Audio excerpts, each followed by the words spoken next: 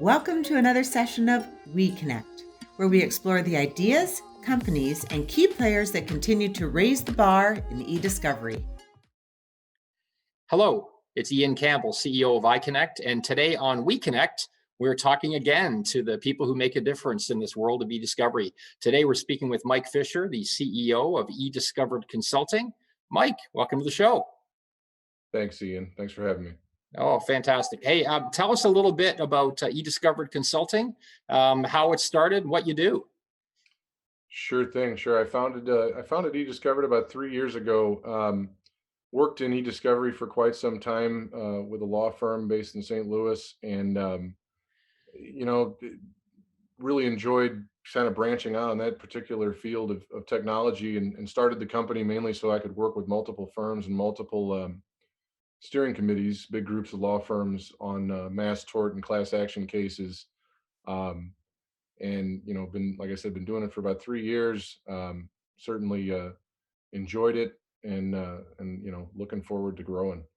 Sounds great. And St. Louis is home for you. However, I can't imagine that all of the projects you're working on are in that area. Talk to us a little bit about the geographic scope of some of your projects. Sure. Yeah. No, I'm based in St. Louis, but I have clients from all over the country.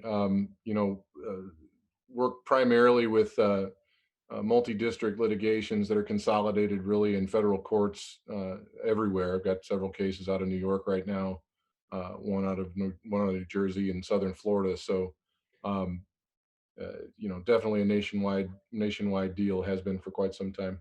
Good. Now, you obviously didn't step into this without some level of experience. Talk to us a little bit about how you got to where you are. Sure. Yeah. I worked with break fix IT in a small business perspective for a number of years, and one of my clients was a firm in St. Louis that needed kind of just your day-to-day business IT support, and spent 4 or 5 years with them just doing the break fix stuff, the fix my printer, the getting to know the business ins and outs, and ultimately that case, or that firm, took on a lead role in discovery in one large case based there in East St. Louis, and kind of brought me on, and I learned trial by fire for sure on those Yeah. first early ones, but got a lot of great exposure from that firm and the leadership role they had. So it kind of just grew, and when the next one came around, they said, hey, Mike, and the partners were involved in that one. You guys really knew what you were doing. Let's do it again. Yeah. And it kind of parlayed into some more similar work. And then, like I said, ultimately it made the most sense for me to act as a an outside entity, still work close with the cases. I like to kind of stay uh, as connected as possible, as connected as another attorney on the team. Um, and again, work with multiple firms and multiple projects all at once, as opposed to kind of just staying in the one brick and mortar building. Yeah, and I kind of started the same way. I mean, my involvement was setting up networks for law firms. I mean, of course, that was back in the day when, the internet was really just starting. They were just getting modems. When a new computer went in, we literally had to ask the question: does this employee need access to the printer? Because if they did, then there was a different cabling and different everything. So it's interesting. And we went from there to being involved in a legal case that expanded immediately with hey, we need to get to this information from 18 different locations across the country. How do we do that? And so we went from kind of the war room style, everyone in one office, to developing a way for that multi-party access, and kind of haven't looked back from there. And on that note, I mean, you've been using iCONECT for a while. You've got a familiarity with iCONECT. Is there anything specifically that there's lots of technology choices that you've got out there? Is there a reason why on a number of projects you've sort of circled back to the iCONECT technology? Yeah, there's really two reasons. Flexibility and deployment, which is a huge one these days, mainly because I work with a lot of groups of attorneys that kind of pool resources, and uh, don't necessarily have the ability to turn something on in any given place, but they still want uh, they want to know where it is. They want to know where their data is, and the fact that I can deploy the software, in my system, in an entity owned by these group of attorneys. I can put it on this hardware, that hardware, on-prem, off-prem. being able to just answer that question with a, we don't have to worry about that is really huge to these guys because they like staying mobile. They like staying Sure. flexible. And then the other point that I think really makes a difference is why I keep coming back is, um, the way that iConnect is written allows me to get in and do the things that I need to do, interface with the, nuts and bolts technology side, the back end of the software enough without necessarily needing to fly the flag to higher levels of support to get clients' needs done. Right. That's hugely valuable for me, especially coming from an IT background, not necessarily legal background. Um, Being able to step across that and go back and say, hey, I know why that's happening. I'm going to go fix it for you. We're going to be able to take care of it. We don't need to reach out and involve any other teams on this one, just because of the way things are laid out. Right. Right. And anything, any cases that are memorable to you? I mean, obviously, you've been involved in a lot of very high-profile cases. Is there any situation where you quickly realize that if they hadn't adopted technology to solve this business problem, they were going to have their hands full? We actually saved them. We saved a lot of trees, and we also saved them a lot of time and a lot of money. And anything that stands out from a project perspective? Sure. Yeah. Funny story regarding saving trees. I'll get there at the end.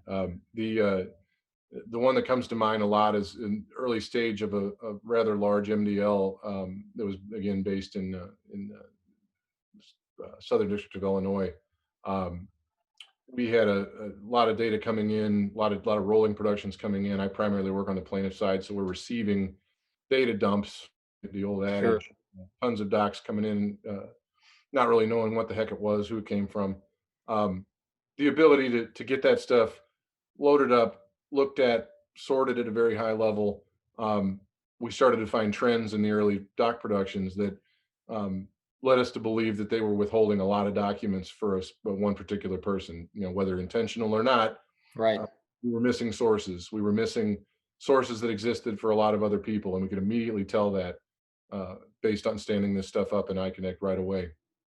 And ultimately use that, knowledge going into a deposition to say, actually the night before, or maybe the 2 nights before, say, we know there's more stuff here. We know you're missing. Here's these sources that this person should have, and lo and behold, 5,000 pages of new documents appeared about 24 hours before the deposition was to start.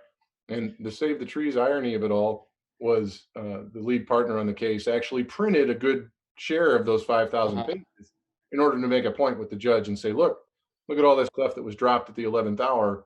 And again, even the ability to just whip that up and flexibility to kick that out Yeah. really, really drove the point home. And it sort of shaped the narrative for the rest of that case, because we Yeah. certainly couldn't, they certainly couldn't hide behind, couldn't find it, couldn't produce it, couldn't, whatever. We knew right away, what was missing, and, Yeah. took it from there. Fantastic. And I mean, looking over the horizon, there's a lot of change we see. I mean, we're actually recording this on the week that typically would be Legal Tech Legal Week, in New York. With the first year, I'm not there in 26 years, and so it's interesting that but Legal Tech Legal Week has always been a time to look over the horizon to see what's next. What do you see coming down the pipe with regard to technology needs of your clients, and then in turn, how is that going to change your business moving forward? I noticed that, discovery is the one thing that, um, has already moved in that direction, the good direction of being centralized and accepted. And we know this is something that's necessary. The big changes, and I do a lot of work, with, you know, supporting, the actual workup of cases from deposition into trial. A lot of times in a support role to the team and liaison to other technologies. But, the big thing, obviously, that's coming, that's been great to see this year, even despite why, or the reasons why they were forced to, but was just the idea of remote deposition, as remote, uh, Right. trial Right. work, and the kind of things that were countless hours of travel and cost and expense to put together these depositions. And while they were, again, sort of forced their hand to try this, it's been a really neat adoption, and I think it's only going Hmm. to more, um, more needs towards the tail end of the cases, or even even early on for some of the non-adopters to say, hey, look, we know this works. You know, we can't just sit behind and do it the old-fashioned way. And like you said, Right. print out 10,000 pages of documents and ship them all around the world when we can throw them on an iPad. We can, at our fingertips, pull up what we need Yeah. and make our work product that much better. And that in turn, obviously from your expertise, I mean, that fits right into your wheelhouse of how you can help them, correct?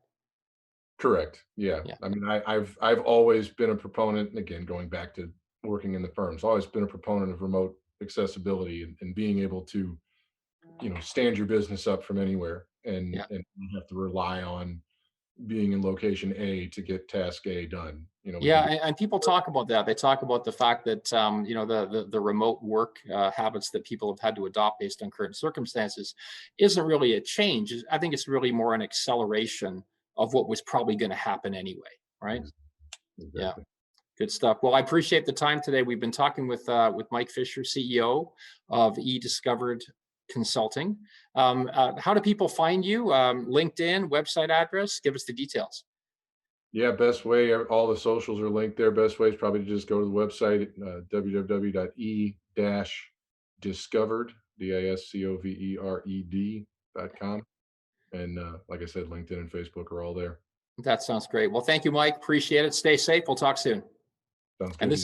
this has been an episode of weCONECT with Mike Fischer, Ian Campbell, CEO. Thanks for listening.